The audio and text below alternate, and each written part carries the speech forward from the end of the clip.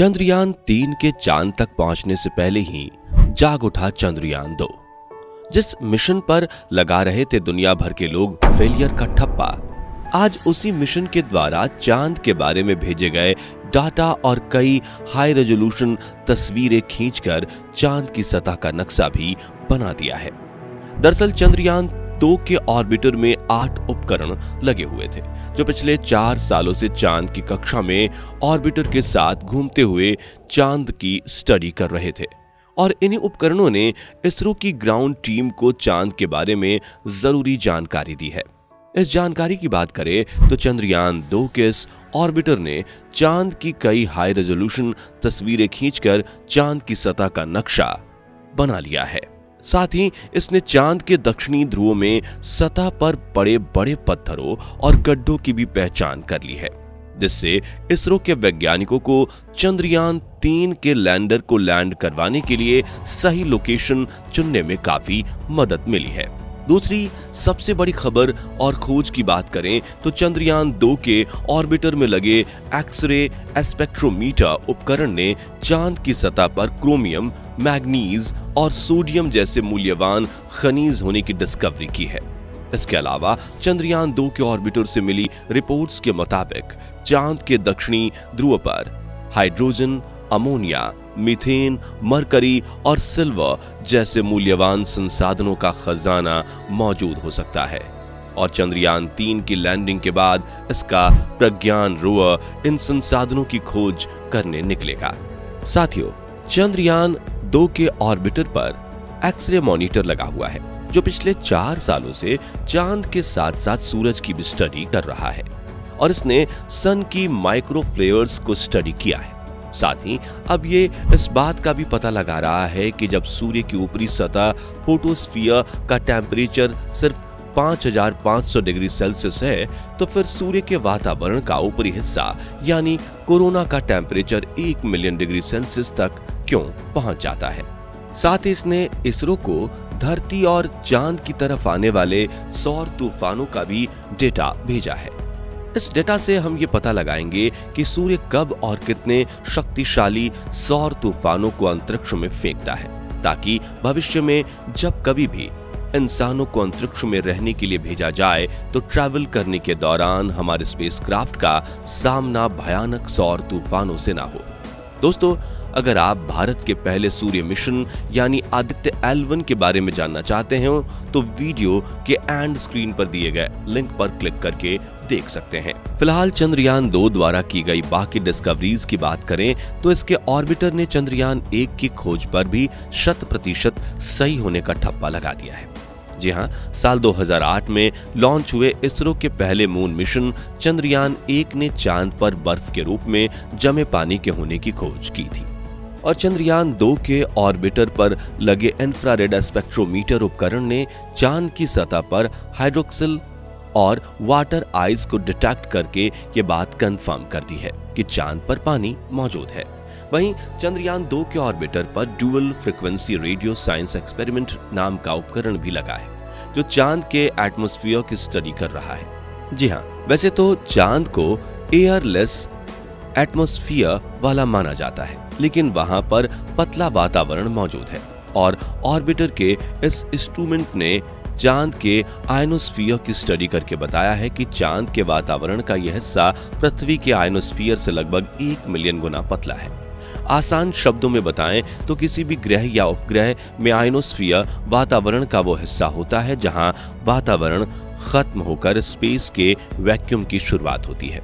यानी किसी भी ग्रह या उपग्रह के वातावरण में एंट्री और एग्जिट करने के लिए उसके आयनोस्फीयर के बारे में सटीक जानकारी होना काफी जरूरी है। इसके अलावा चंद्रयान-2 का ऑर्बिटर चांद की सतह के गड्ढों की भी जांच करने में लगा हुआ है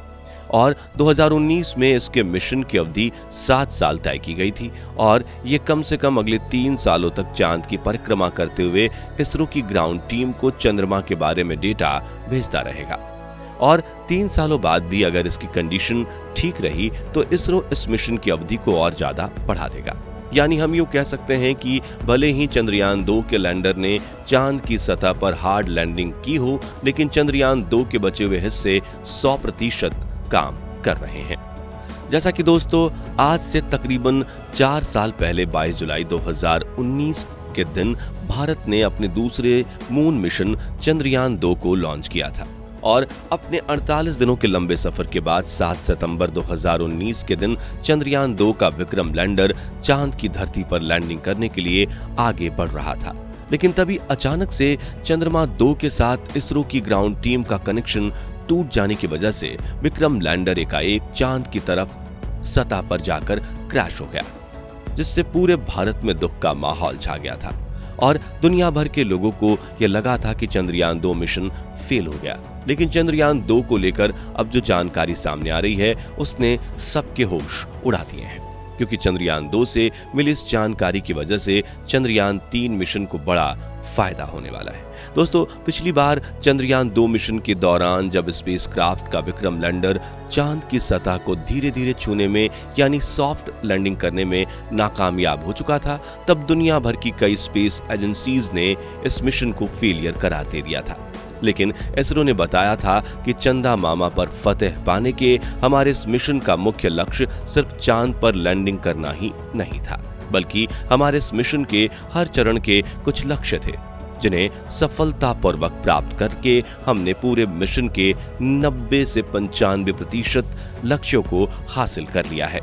और अब हम हमारी गलतियों से सीखकर एक बार फिर चांद की तरफ बढ़ेंगे। जिसके बाद इसरो के वैज्ञानिकों ने 4 साल तक दिन रात काम करके चंद्रयान 3 को डिजाइन किया,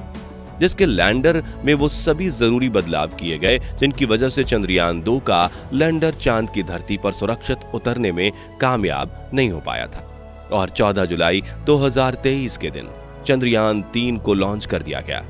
इस नए मून मिशन के अपडेट्स की बात करें तो इस वक्त चंद्रयान 3 अंडाकार मार्ग यानी इलिप्टिकल रूट में पृथ्वी के चक्कर लगाते हुए धरती से दूर और चांद के करीब पहुंचता जा रहा है और इसरो की ग्राउंड टीम इसके सभी ऑर्बिट रेंजिंग मैन्यूवर्स को सही तरीके से परफॉर्म कर रही है। यानी फिलहाल ये मिशन बिल्कुल प्लान के मुताबिक चल रहा है और सब कुछ सही रहा तो 1 अगस्त को चंद्रयान 3 पृथ्वी के गुरुत्वाकर्षण सीमा से बाहर निकलकर चांद की तरफ बढ़ेगा और 5 अगस्त के दिन लूनर ऑर्बिट इंसर्शन यानी चांद की कक्षा में प्रवेश करने की प्रक्रिया शुरू होगी और 23 अगस्त के दिन चंद्रयान 3 का विक्रम लैंडर चांद की सतह पर लैंडिंग करेगा, जिसके बाद चंद्रयान 3 का प्रज्ञान रोवर चांद की सतह पर 14 दिन के सफर करके इसके दक्षिणी ध्रुव के बड़े बड़े गड्ढों की तलाशी लेने वाला है। बता दें कि चांद के दक्षिणी ध्रुव में 1 सेंटीमीटर से लेकर 2500 किलोमीटर तक बड़े बड़े गड्ढे मौजूद हैं, जिनमें से कई ऐसे क्रेटर्स हैं जहां अरबों सालों से सूरज की रोशनी नहीं पड़ी है और वैज्ञानिकों के मुताबिक इन्हीं क्रेटर्स में थोड़ा बहुत नहीं पूरे 10 करोड़ टन पानी मौजूद हो सकता है और अगर चंद्रयान 3 ने इस पानी की खोज कर दी तो ये स्पेस एक्सप्लोरेशन फील्ड की आज तक की सबसे बड़ी खोज होगी, जो चांद पर नई बस्ती बसाने के हमारे सपने को नई उम्मीद देगी। क्योंकि किसी भी ग्रह या उपग्रह पर रहने के लिए जो 2 चीजें सबसे ज्यादा जरूरी हैं वो हैं हवा और पानी, और अगर पानी मौजूद होगा उसमें से हम हाइड्रोजन और ऑक्सीजन को अलग कर सकते हैं, जिसमें से ऑक्सीजन सांस लेने के काम आएगा और हाइड्रोजन ईंधन के रूप में। इसके अलावा चंद्रयान 3 के विक्रम लैंडर और प्रज्ञान रोवर पर लगे इंस्ट्रूमेंट्स मिलकर चांद के तापमान की जांच करेंगे, चांद पर होने वाली भूकंपीय घटनाओं की जांच होगी, साथ ही ये चांद के वातावरण में गैसों और प्लाज्मा की जांच भी करेंगे। इसके अलावा कई सीक्रेट साइंटिफिक रिसर्चेस भी किए जाएंगे। इसी से आप ये समझ सकते हैं कि चंद्रयान 3 मिशन सिर्फ भारत ही नहीं बल्कि पूरी दुनिया के लिए कितना ज्यादा जरूरी है। तो दोस्तों अगर आप भी हमारी तरह यही चाहते हैं कि चंद्रयान 3 मिशन सफल हो तो आइए कमेंट बॉक्स में साथ मिलकर इस मिशन की कामयाबी के लिए दुआएं करते हैं और अगर आपको ये जानकारी पसंद आई हो तो वीडियो को लाइक और शेयर जरूर कीजिए। साथ ही ऐसे ही रोमांचक वीडियोस देखते रहने के लिए हमारे चैनल को सब्सक्राइब करके पास वाली घंटी जरूर बजा दीजिए। धन्यवाद।